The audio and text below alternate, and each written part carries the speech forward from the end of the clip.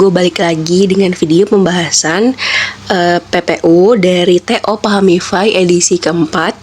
Dan ini kredit untuk pembuat PDF-nya dari Twitter. Terima kasih ya. Oke, langsung aja ke nomor yang pertama, nomor 1. Nomor 1 itu kata yang memiliki makna lebih luas dari kata laut. Nah, ini makna yang lebih luas itu kemarin udah gue jelasin, disebutnya hipernim ya. Ini disebutnya hipernim. Nah, contohnya kayak gimana? Misalkan gini, ada misalkan apa ya contohnya? Oh, misalkan unggas. Unggas kan macam-macamnya tuh atau jenis-jenisnya tuh banyak banget kan. Yang kita tahu unggas tuh ayam, terus ada bebek, terus ada angsa, dan masih banyak lagi sebenarnya. Kita ambil 3. Nah, misalkan ditanya nih, kata yang memiliki makna lebih luas dari kata angsa gitu. Angsa ini dia termasuk jenis apa? Jenis unggas kan? Ya berarti kata yang memiliki makna lebih luas dari kata angsa yaitu unggas. Kalau misalkan hewan gimana? Hewan terlalu general gitu, terlalu luas maknanya. Bisa aja hewannya hewan reptil gitu, bukan hewan unggas misalkan. Jadi pilih opsi yang dia tuh jangan terlalu general, tapi juga jangan terlalu spesifik gitu. Nah, oke, kita langsung ke soalnya ya. Kata yang memiliki makna lebih luas dari kata laut.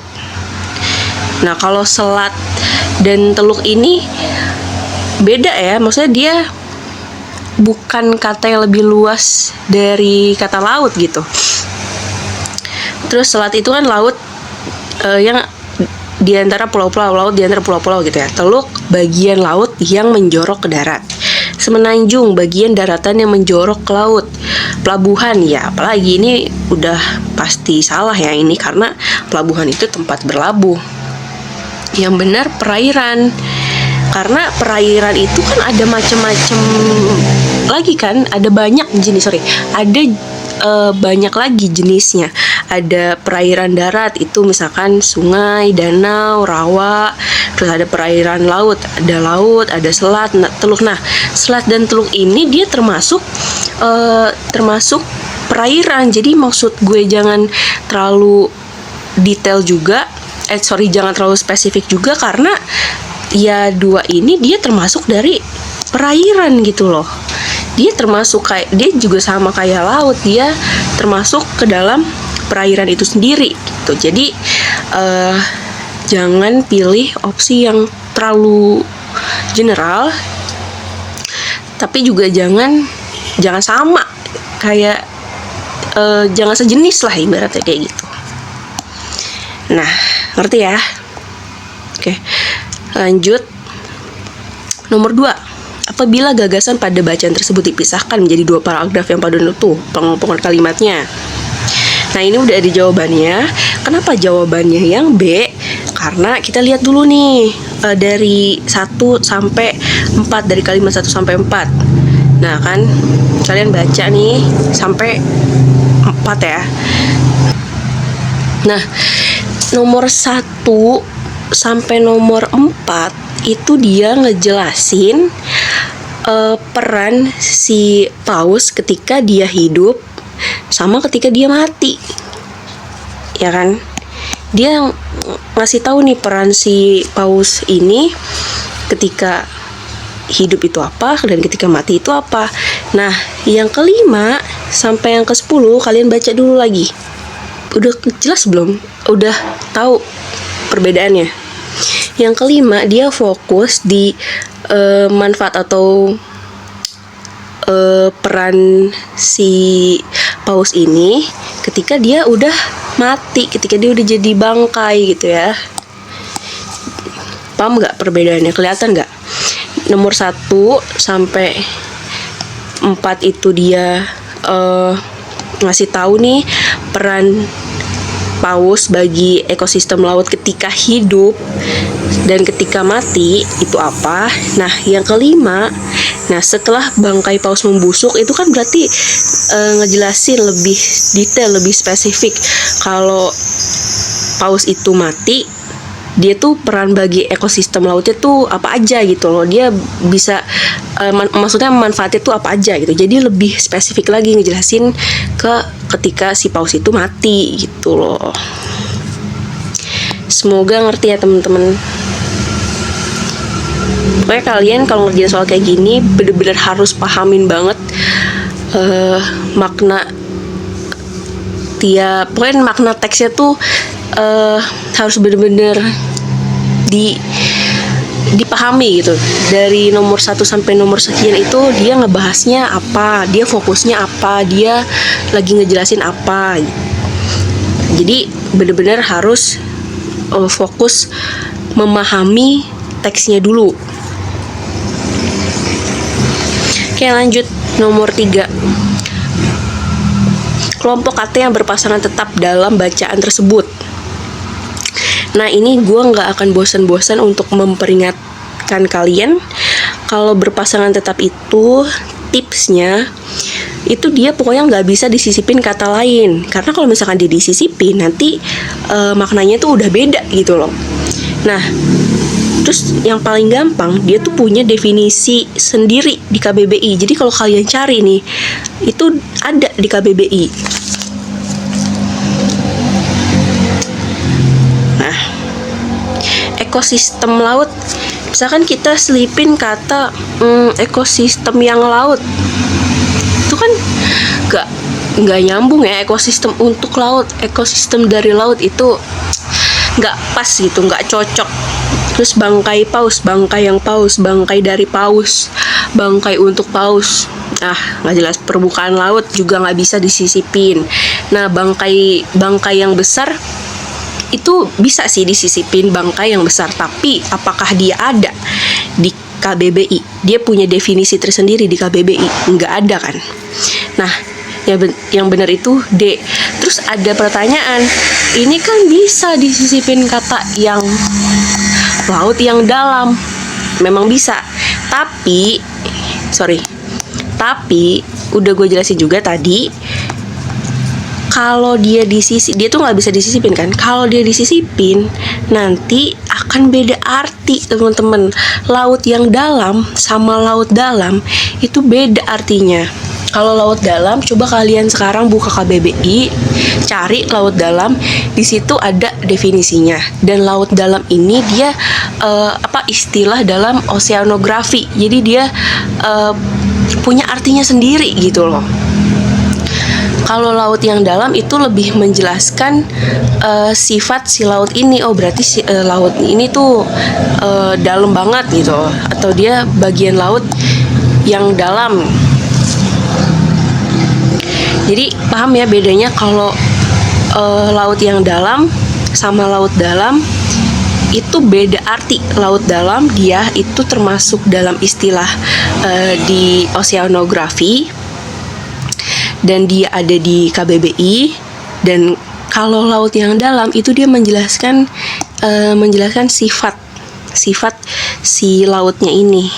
Jadi memang bisa disisipin, tapi nih kalian harus ingat nanti dia akan beda arti. Itu ya. Yang paling pokoknya ini harus memenuhi keduanya. Dia nggak bisa disisipin, dan dia harus punya definisi tersendiri di KBBI gitu. Nggak boleh salah satu. Misalkan dia bisa disisipin nih, terus tapi kalau disisipin dia beda arti, ya berarti bukan berpasangan tetap.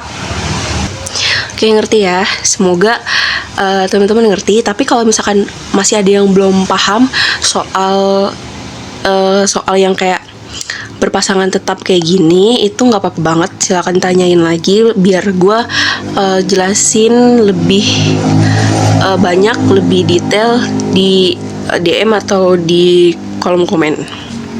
Intinya tanya aja lagi kalau misalkan kalian masih belum ngerti, oke?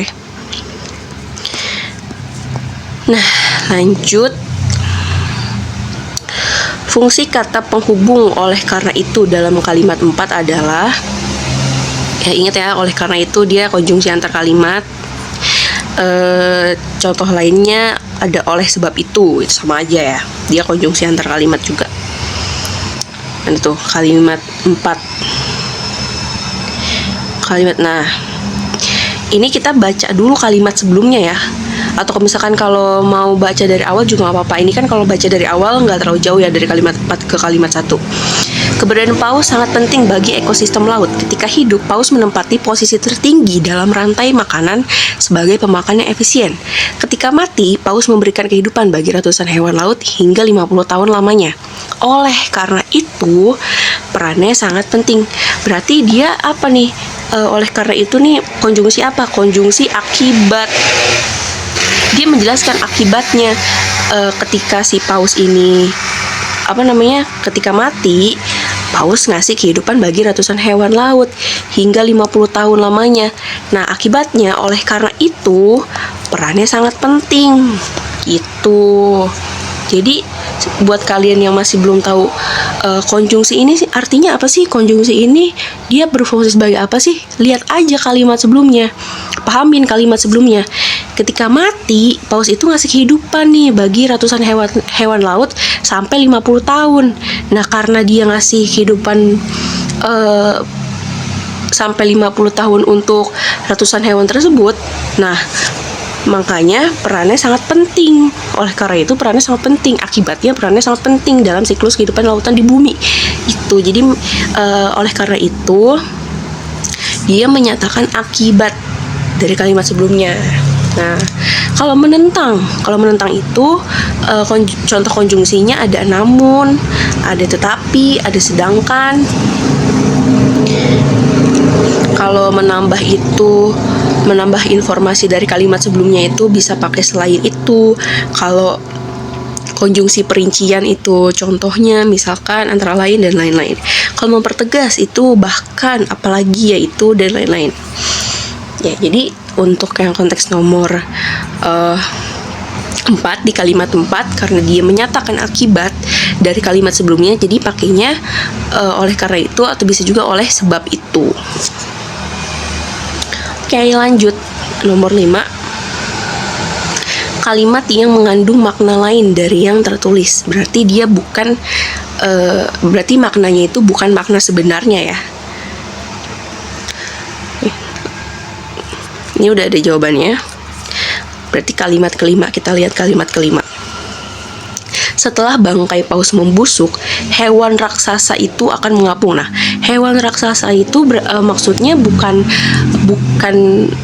apa ya, kayak raksasa kayak di kartun-kartun gitu, atau di sini artinya bukan makhluk yang menyerupai manusia, tapi itu ya kiasan aja. Dia mau pembaca tuh tahu kalau si paus ini bentuknya tuh besar banget gitu loh. Jadi pakailah hewan raksasa itu.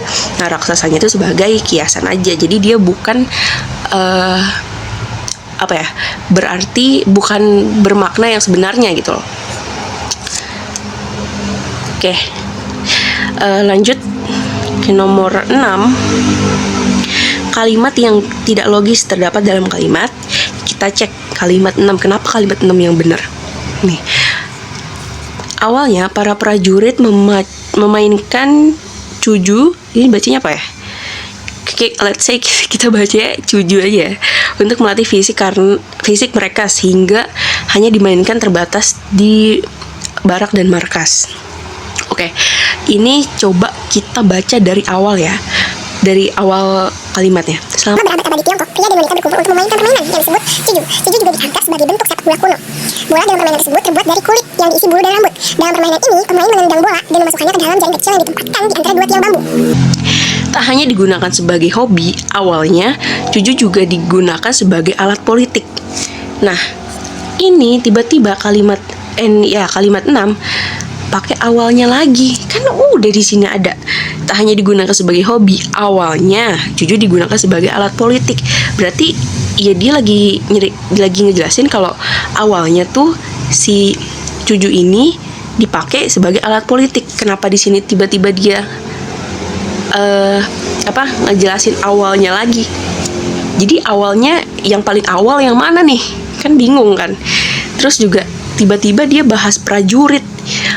Awalnya para prajurit memainkan Cuju untuk melatih fisik mereka sehingga hanya dimainkan terbatas di barak dan markas. Kenapa tiba-tiba ada bahas prajurit nih? Kan gak nyambung. Di sini kan lagi ngejelasin kalau si Cuju ini yang gak cuma dimainkan sebagai hobi aja, malahan awalnya dia dipakai sebagai alat politik gitu loh. Nah, di sini kalau dia bahas si Cuju ini dipakai para prajurit untuk untuk melatih fisik, ya nggak nyambung gitu loh. Kalimat sebelumnya emang lagi bahas apa? Nah, terus coba nih, misalkan kita ilangin nih kalimat 6. Ya kan, kalimat 6 kita nggak usah baca gitu. Kita dari kalimat 5 langsung ke kalimat 7. Misalkan ya, kita ilangin, kita baca dari kalimat 5. Tak hanya digunakan sebagai hobi, awalnya Cuju digunakan sebagai alat politik. Nah, langsung ke 7. Namun, lambat laun permainan ini segera menyebar ke masyarakat sipil dan menjadi bagian dari kehidupan sehari-hari. Nah, nyambung nggak? Kalau misalkan ini diilangin nih, yang kalimat 6 diilangin, tetap nyambung nggak? Tetap nyambung. Ya berarti yang nggak logis itu kalimat nomor 6. Gitu ya. Oke, lanjut nomor 7. Manakah kalimat dengan bentuk men yang memiliki kesamaan makna dengan bentuk men pada menyebar dalam kalimat 7? Nah, menyebar itu arti imbuhannya itu menjadi tersebar. Nah, kenapa yang benar? Karena dari opsi A sampai D itu maknanya tuh dia melakukan perbuatan nih, membagi, menyimpan, menyerang, mengukir. Itu kan perbuatan ya, melakukan sesuatu gitu, melakukan suatu perbuatan. Nah, kalau yang itu menyambung, itu bisa kan logis gitu, kayak masuk nih, menjadi tersambung. Kalau menyebar menjadi tersebar, menyambung menjadi tersambung gitu. Itu kan lebih masuk gitu ya. Jadi yang nomor 7 yang benar itu yang E. Oke, lanjut nomor 8.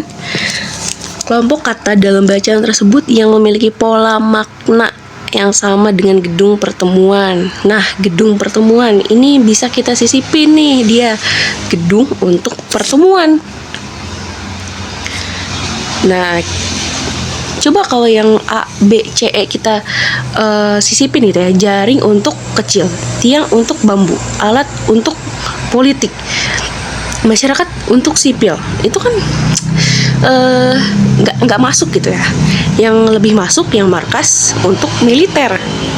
Jadi yang benar yang D. Oke, lanjut yang nomor 9. Kalimat setiap hari Minggu di perpustakaan kota, ia bertemu seorang teman memiliki pola kalimat yang sama dengan kalimat. Nah, ini udah gue tandain juga. Setiap hari Minggu, dia menerangkan waktu kan, waktunya ya hari Minggu gitu. Setiap hari Minggu, ini keterangan waktu. Nah, di perpustakaan kota ini menerangkan tempat. Tempatnya di mana? Di perpustakaan kota gitu loh. Ia ini sebagai pelaku. Nah, bertemu ini sebagai predikat. Nah, kenapa ini pelengkap?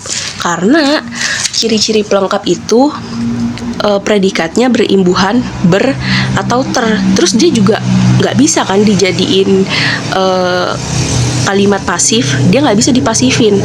Nah, berarti setelah predikat yang berimbuhan ber ini, setelahnya itu pelengkap. Nah, kita cari nih yang polanya KKSP pel gitu. Udah ketemu nomor 5. Nah, nomor 5 kan ininya kan keterangan. Dia menerangkan nih, menerangkan informasi gitu ya. Terus ada keterangan juga, nih kan. Nah, baru deh Cuju itu sebagai subjeknya, digunakan itu sebagai predikat. Nah, sebagai alat politik ini pelengkap. Nah, ini kan dia nggak bisa ya dijadiin, maksudnya kalimat ini nih, kalimat nomor 5 kalau dijadiin pasif itu kan nggak bisa ya. Jadi make sense kalau ininya pelengkap. Oke. Clear ya nomor 9. Nomor 10. Kata keharmonisan dalam kalimat 8 paling dekat maknanya dengan kata. Kalau ini gue ngerjainnya ketika gue ketika gue ngeliat kata keharmonisan itu yang ada di pikiran gue, misalnya kayak hubungan harmonis, hubungan yang serasi gitu. Jadi gue langsung kepikirannya serasi atau keserasian. Jadi nomor 10 ini sesuai KBBI-nya juga, ini yang benar adalah keserasian. Oke, lanjut nomor 11. Kalimat 4 menjadi bermakna apabila dilengkapi dengan kata-kata. Oke, kita lihat dulu kalimat 4. Namun, daripada sekadar mengejar target, pemerintah perlu mengembangkan formulasi baru yang tepat dalam penanganan stunting. Nah, ini gue baca udah berikut jawabannya juga. Nah, terus sekarang pertanyaannya, kenapa yang benar yang gitu? Kenapa yang benar mengembangkan? Kenapa bukan membuat, menyusun, menjalankan, mengupayakan? Coba teman-teman baca dulu keseluruhan teksnya. Nah, yang di nomor 4 ini kan ada kata namun ya. Jadi pemerintah ini udah punya program untuk menangani stunting. Nah, tapi di kalimat 4 ini kan ada konjungsi namun, which is itu berarti konjungsi pertentangan ya. Dia menentang informasi sebelum-sebelumnya. Di sini jelasin Kemenkes udah ngumumin kabar baik kalau pemerintah tuh berhasil ngikis angka prevalensi stunting gitu kan. Tahun 2023 angkanya segini, tahun 2024 turun jadi segini. Nah, terus lewat keberhasilan itu, pemerintah bertekad untuk mengejar target targetnya sebesar ini pada 2029. Nah, di kalimat 4 ditentang. Namun, daripada cuma ngejar target nih, pemerintah perlu ngembangin formulasi yang tepat dalam penanganan stunting. Jadi programnya udah ada. Nah, pemerintah tuh cuma perlu ayolah kembangin formulasi baru gitu loh. Bukan bikin formulasi baru, bukan menyusun yang baru, bukan menjalankan apalagi. Ini kan kayak sarannya tuh pemerintah kembangin lagi formulasi baru yang tepat gitu loh. Jadi programnya ini bukan program baru gitu loh, tapi program yang udah ada tapi dikembangkan lagi nih formulasi baru. Nah, jadi yang lebih tepat yang terus yang penanganan stunting. Kenapa penanganan bukan pencegahan, bukan menangani, bukan mencegah, karena stuntingnya itu stunting di sini kan konteks isunya tuh dia udah, permasalahannya tuh udah ada, isunya udah terjadi, stunting di sini kan udah terjadi kan, jadi bukan pencegahan yang kita omongin gitu, tapi isunya tuh udah ada, jadi penanganan. Nah, kenapa ini salah? Karena ini katanya aktif ya, dan lagi lebih Kan tadi udah gue jelasin yang lebih masuk akal tuh yang mengembangkan gitu loh. Semoga ngerti ya teman-teman. Kalau masih belum paham, nggak apa-apa, silakan tanya di kolom komen atau DM ke medsos gue. Oke, lanjut.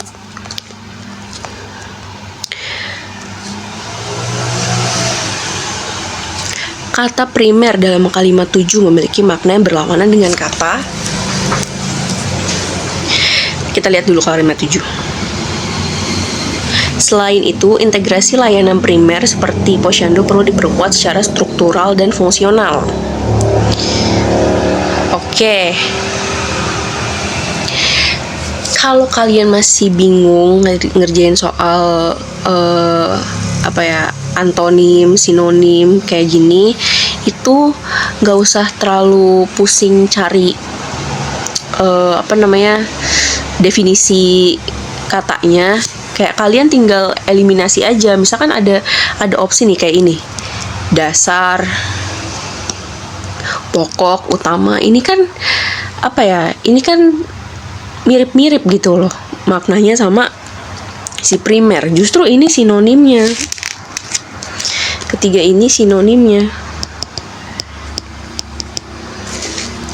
Nah, kalau inferior itu justru nggak ada kaitannya sama primer, nggak relevan gitu, kayak udah beda arti. Inferior itu kan artinya rendah diri ya, jadi nggak masuk ke sini, bukan sinonim, bukan antonim juga. Jadi kalau ketiga ini itu udah bukan, karena ini dia sinonim, terus yang ini udah nggak relevan, ya berarti jawabannya yang pelengkap, yang E.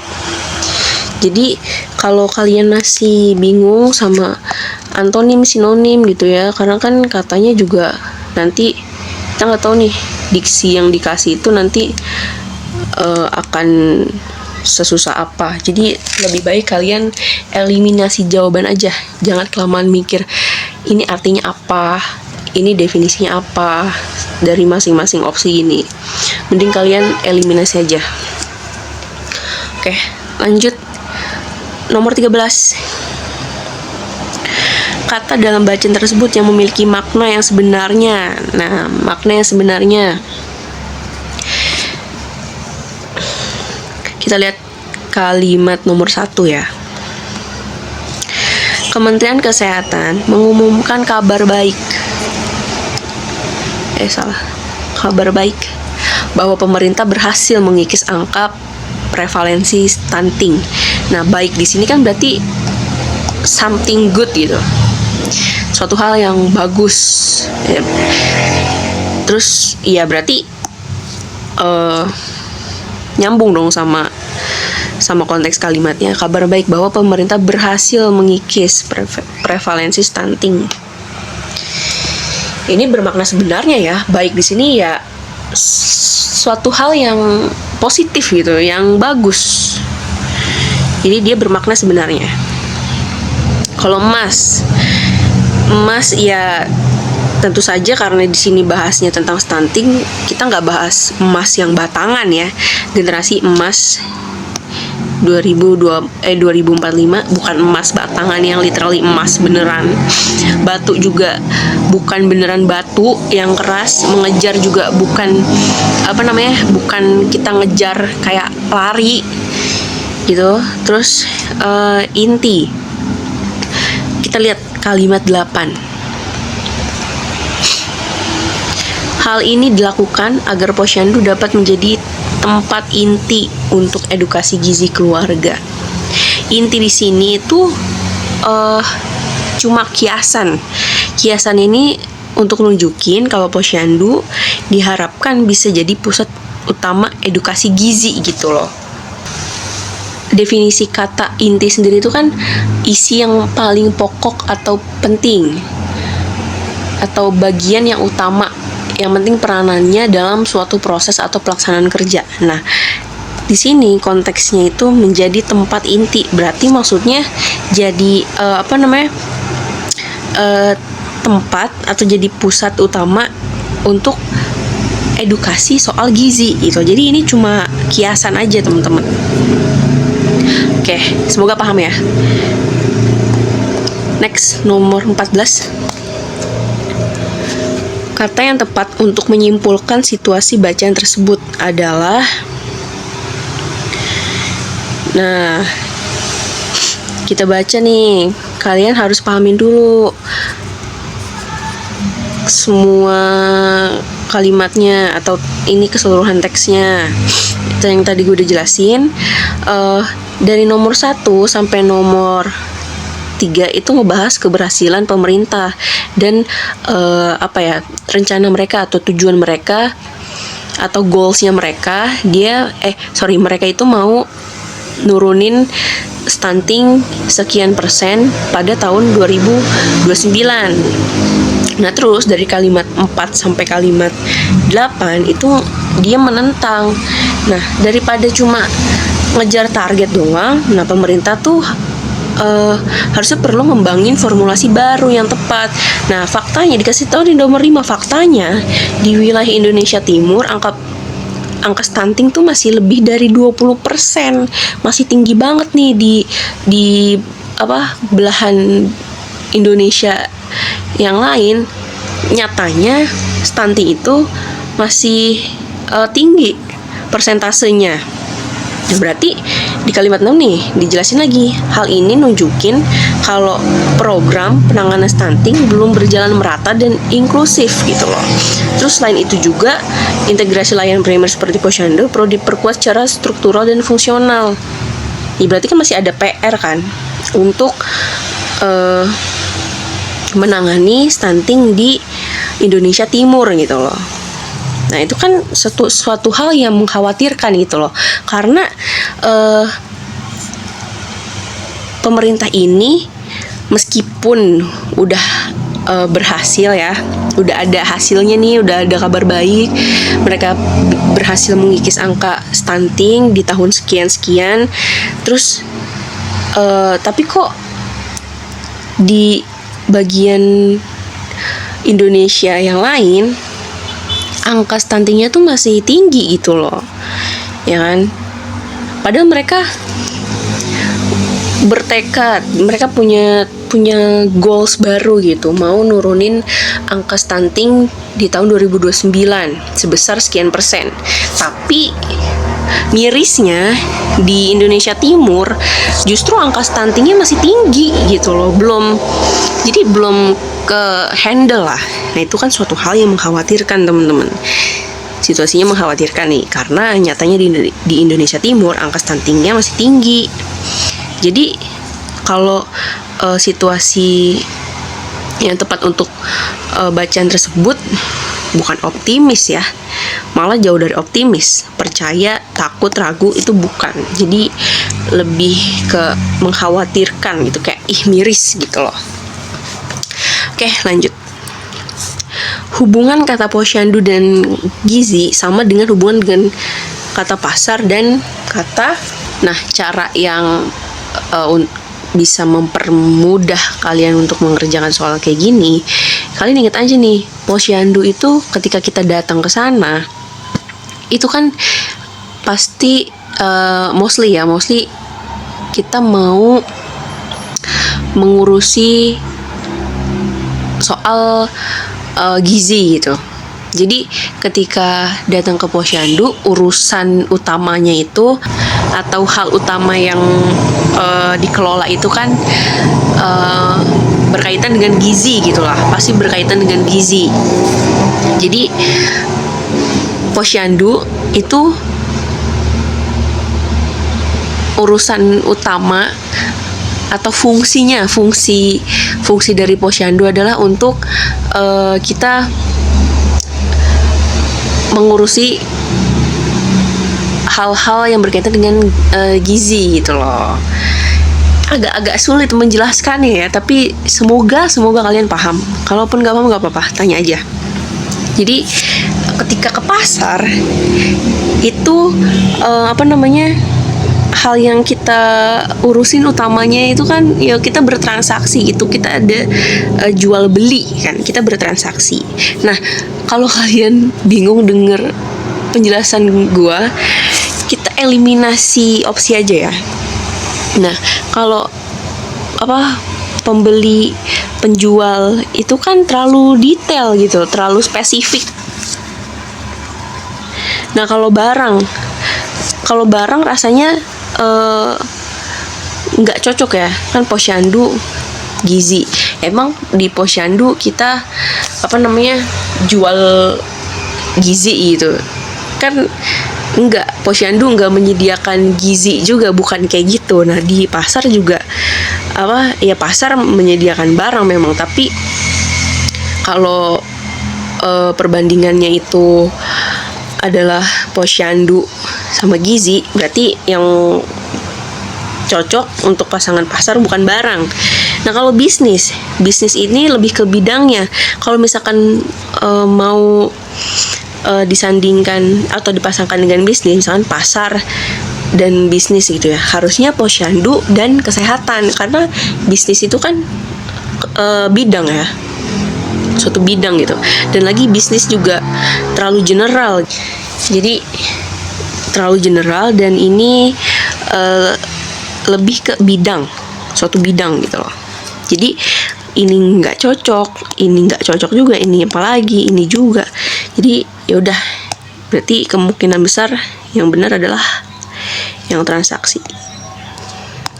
Itu kita eliminasi soal aja. Kalau kalian bingung pas ngerjain ini, atau lebih bingung lagi dengar penjelasan dari gua, kita eliminasi eliminasi opsi. Itu jauh lebih memudahkan. Oke, lanjut nomor 16. Gagasan dalam kalimat 2 dapat diungkapkan kembali dengan kalimat. Kalimat 2 mana kalimat 2? Oke. Saat ini mereka dapat memengaruhi keputusan masyarakat dalam pembelian sebuah produk. Coba kalian pahami lagi. Saat ini mereka dapat memengaruhi keputusan masyarakat dalam pembelian sebuah produk. Kalau masih bingung, baca dari kalimat 1. Peran influencer atau pemengaruh dalam kehidupan sehari-hari makin berdampak. Saat ini, mereka dapat memengaruhi keputusan masyarakat dalam pembelian sebuah produk. Berarti si influencer ini dia bisa memengaruhi keputusan masyarakat dalam pembelian sebuah produk. Nah, kalimat yang maknanya sama gitu ya, sama kalimat 2, itu yang D. Nih, coba kalian baca. Saat ini keputusan masyarakat dalam membeli sebuah produk dipengaruhi oleh peran influencer. Kan tadi kalimat aslinya influencer. Saat ini influencer dapat memengaruhi keputusan masyarakat dalam pembelian sebuah produk. Ya, ini sebenarnya dipasifin aja kalimatnya kan. Saat ini keputusan masyarakat dalam membeli sebuah produk dipengaruhi oleh peran influencer. Kan dibalik, yang tadinya peran influencernya di depan, di sini jadi di akhir gitu. Jadi ini sebenarnya kalimatnya dipasifin aja. Kalau masih kurang yakin, kita bahas yang opsi A. Saat ini masyarakat memiliki peran yang dipengaruhi oleh influencer dalam memutuskan untuk ini kalimatnya ribet banget. Masyarakat punya peran. Yang bukan masyarakat yang punya peran, influencernya yang punya peran. Kan tadi influencer peran influencer gitu loh. Jadi masyarakat memiliki peran yang dipengaruhi oleh influencer dalam memutuskan ribet, dan lagi yang punya peran itu influencer gitu. Influencer punya peran untuk mempengaruhi daya beli masyarakat gitu loh. Nah, yang B. Saat ini influencer dapat memberi keputusan yang berpengaruh pada masyarakat untuk dapat memberi keputusan. Yang membuat keputusan kan, yang membuat keputusan itu kan ya masyarakat itu sendiri, bukan influencernya. Oke guys, bentar, azan dulu. Tadi udah yang B, yang C. Pembelian sebuah produk yang diputuskan oleh masyarakat saat ini memengaruhi peran influencer. Salah, justru peran influencer yang memengaruhi masyarakat gitu ya. Jadi ini udah pasti salah. Lanjut yang E, coba. Peran influencer saat ini dipengaruhi oleh keputusan masyarakat. Kok malah peran influencer yang dipengaruhi oleh keputusan masyarakat, nggak jelas. Udah salah. Yang paling benar yang D. Lanjut. Nomor 17. Kelompok kata percaya pada influencer, mengandalkan hal yang mereka katakan dan memberi dukungan untuk opini mereka dalam kalimat 4 dapat diperbagi menjadi. Nah, ini mereka salahnya karena nggak setara ya teman-teman. Ini kalimatnya nggak setara. Yang setara itu yang gimana? Yang imbuhan di predikatnya itu dia harus sama. Nih, ini kan kata dasar ya. Ini kan belum ada imbuhannya. Nah, yang benar itu yang opsi A, mempercayai. Ini kan imbuhannya itu sama kan. Imbuhannya aktif, mengandalkan, memberi. Nah, itu imbuhannya sama semua, aktif semua kan. Nah, ini kalau yang B, perkataan influencer, itu kan beda-beda ya. Nih, itu kan nggak aktif. Jadi nggak setara. Yang C juga nih. Tuh.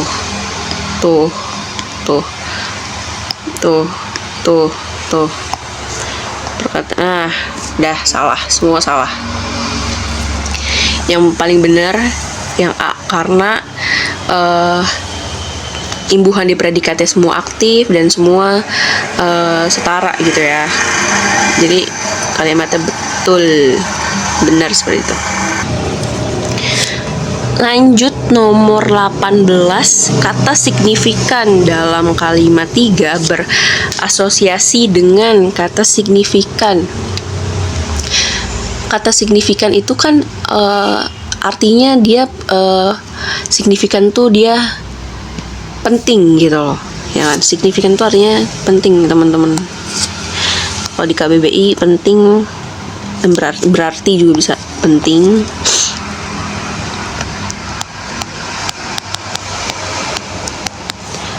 Berarti. Nah, kalau fundamental itu artinya dasar gitu. Kan kalian suka nemu belajar PKPM itu harus dari fundamentalnya harus dikuatin. Nah, itu kan berarti dasarnya harus dikuatin gitu kan. Jadi bukan yang fundamental. Terus esensial itu artinya perlu sekali, perlu banget gitu maksudnya, mendasar. Banyak juga bukan, masif itu juga bukan ya, karena masif itu artinya besar-besaran gitu. Jadi beda sama signifikan. Nah, jadi yang benar adalah penting. Atau kalian kalau bingung ngerjain soal kayak gini, kalian lihat dulu kalimatnya. Ini kan kalimatnya nomor 3. Itu kayak gimana berdasarkan survei Tirto, hampir 4 dari 10 bla bla bla memiliki pengaruh yang signifikan. Berarti dia punya pengaruh yang berarti gitu, punya pengaruh yang penting dalam mendorong keputusan pembelian sebuah produk. Jadi kalian lihat aja, kalau misalkan bingung nih, signifikan artinya apaan ya, itu kalian pahamin dulu kalimatnya, konteksnya gimana, artinya apa, kalian pahamin, terus kalian cocokin. Kira-kira kalau sama fundamental itu cocok nggak ya? Itu sama nggak ya? Itu dia bersinonim nggak ya sama fundamental? Kalau sama esensial sama nggak ya? Jadi silakan pahami dulu konteks kalimatnya seperti apa. Oke, nomor 19. Ungkapan memengaruhi keputusan konsumen dalam membeli sebuah produk. Konsumen tidak langsung mempercayai influencer pada kalimat 5. Nah, kita lihat dulu deh kalimat 5 di teksnya. Walaupun memengaruhi keputusan konsumen dalam membeli sebuah produk, konsumen gak langsung mempercayai influencer. Jadi meskipun si influencer ini memengaruhi keputusan konsumen dalam membeli sebuah produk, konsumen tuh gak langsung percaya sama influencer. Intinya kan kayak gitu. Nah, yang benar itu yang A. Kenapa? Coba lihat lagi.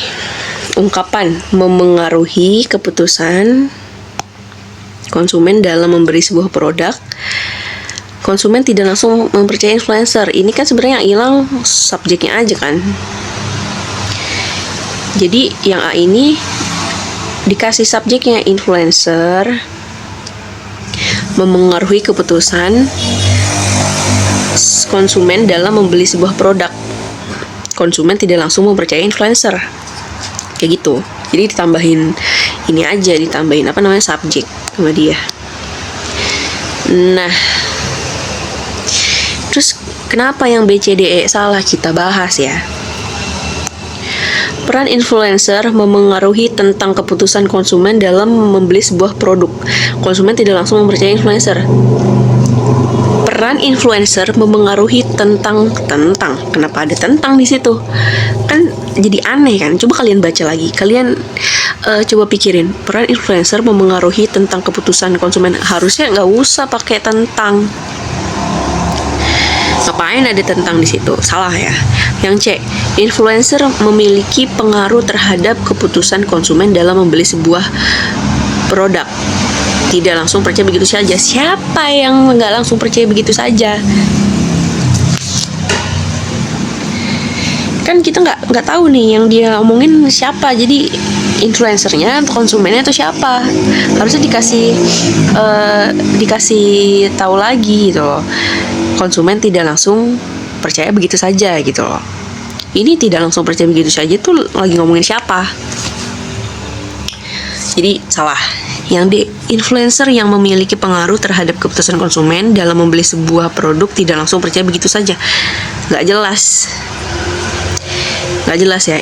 Influencer yang memiliki pengaruh terhadap keputusan konsumen dalam membeli sebuah produk tidak langsung percaya begitu saja. Agak janggal gitu, jujur janggal nih. Jadi yang opsi D jujur janggal. Jadi salah ya, nggak jelas dia. Yang E, peran influencer yang memengaruhi keputusan konsumen dalam membeli sebuah produk. Konsumen tidak langsung mempercayai influencer. Ini juga sama nih yang kayak D. Janggal karena dia nggak ada predikat. Peran soalnya kan dari sini nih, peran influencer yang memiliki keputusan konsumen dalam membeli sebuah produk itu kan subjek. Jadi nggak ada predikatnya. Apakah ini predikatnya? Bukan ya, ini kan ada kalimat baru. Ini kalimat pertama nih. Influencer memengaruhi, ini kan harusnya nggak usah pakai kata yang. Ini nggak perlu pakai kata yang, harusnya peran influencer memengaruhi keputusan konsumen dalam membeli sebuah produk. Nah, yang jadi predikatnya yang memengaruhi. Kalau misalkan ada yang di sini, dia akan jadi perluasan subjek. Nah, jadi nggak perlu ada kata yang di sini. Ini berarti nggak jelas, kalimatnya nggak punya predikat. Ya, jadi udah yang benar yang A ya. Nomor 20 yang terakhir. Nah, ini tipsnya adalah kalian harus cari kata yang bahasa buatannya sama. Kayak di sini. Di sini yang kalimatnya sama kan memasak nih, memasak. Nah, apa nih yang sama dari kedua kalimat ini? Yaitu yang furika dan furika ya kan. Furika ada dua dan artinya memasak gitu loh. Kalian tahu kok ini artinya memasak? Kok tahu ini artinya memasak? Ya karena ada di dua kalimat gitu loh. Dia di kalimat ini memasak ada. Terus di sini yang sama apa? Di sininya yang sama apa? Di sini yang sama apa? Yang memasaknya ada dua, yang katanya ada dua. Yang sama ya furika. Gitu loh. Terus ini adik ada dua kan katanya. Nah, terus mana nih yang katanya juga ada dua di sini? Nah, Dima kan. Nah, berarti adik itu Dima artinya. Nah, kalau udah begini, Nah nih, bagaimana cara mengatakan kakak mengepel lantai? Kakak mengepel lantai. Nah, kalau adik itu artinya Dima, memasak itu Furika, ya berarti yang predikatnya ini menyapu itu kan berarti dia di tengah ya, ya nggak? Nah kalau memasak kan artinya Furika, berarti kalian tinggal eliminasi aja nih yang Furika tuh, bukan kan? Karena Furika itu artinya memasak. Nah terus yang adik, yang Dima ini kan subjeknya di depan kan, subjek tuh. Nah ada nggak di sini yang Dima masa subjeknya Dima? Ada ini. Nah berarti opsi A itu udah pasti bukan opsi A, salah, karena Dima itu artinya adik. Nah terus di sini adik menyapu lantai, subjeknya udah ketemu, objeknya juga udah nemu. Nah berarti predikatnya yang di sini apa? Norika. Oh berarti Norika itu artinya menyapu. Nah berarti kita eliminasi yang predikatnya Norika. Nah berarti kan bisa ada dua kan, ada dua opsi, ini sama ini. Nah terus Torika, berarti kemungkinan besar mengepel ini Torika nih, karena kalau mau masak nggak mungkin, karena dia Furika, menyapu Norika gitu loh. Kita cari antara C sama E. Nah soma itu artinya apa? Ini soma itu artinya apa? Coba kita lihat di sini. Predikatnya subjeknya ayah. Berarti ayah itu soma. Nah, objeknya nasi. Nasi berarti Rino. Berarti soma itu artinya ayah, berarti bukan dong. Nah, jadi udah dieliminasi A, B, D, E-nya salah, berarti yang benar C. Gitu. Mungkin buat yang belum paham ini membingungkan ya, tapi sebetulnya kalau udah ngerti, insya Allah kerjainnya sat-set. Intinya kalian ingetin aja. Di sini dia subjeknya apa? Subjeknya kan ini kan subjek nih. Ini kan predikat. Ini objek. Nah, kalau kalian udah bisa nemuin kata yang kayak adik nih, sini ada dua, memasak ada dua. Oh, di sini yang ada yang sama si Dima, yang sama Furika. Berarti Furika itu memasak, adik itu Dima. Kalau kalian udah bisa nentuin kayak gitu, berarti nextnya kalian tinggal identifikasinya kayak, oh adik itu kan subjek, ini subjek, terus di sini predikat, ini predikat ya kan. Berarti kalian cari sesuai pola kalimatnya gitu loh. Cuma kadang ada soal dimana yang pola kalimatnya tuh diubah-ubah. Bisa aja di sini S P O, tapi di sininya bisa aja kayak O P S, atau bisa pokoknya bahasa buatan kayak gini tuh random banget. Kadang gampang banget, kadang cukup susah gitu. Perlu perlu mikir lebih gitu. Cuma kalau kalian udah bisa nyari kayak gini-gininya nih, ya kan, insya Allah akan mempermudah. Semoga paham ya teman-teman. Ingat sekali lagi, kalau nggak paham nggak apa-apa, kalian bisa tanya di kolom komentar di YouTube atau di TikTok gue. Kalau mau DM pun kapanpun silakan, bebas. Insya Allah pasti gue bales. Oke, segitu aja untuk pembahasan TO PPU kali ini. Next gue bakal bahas TO PBM dari Pahami Fai juga. Oke, terima kasih teman-teman buat yang udah nonton sampai akhir. See you.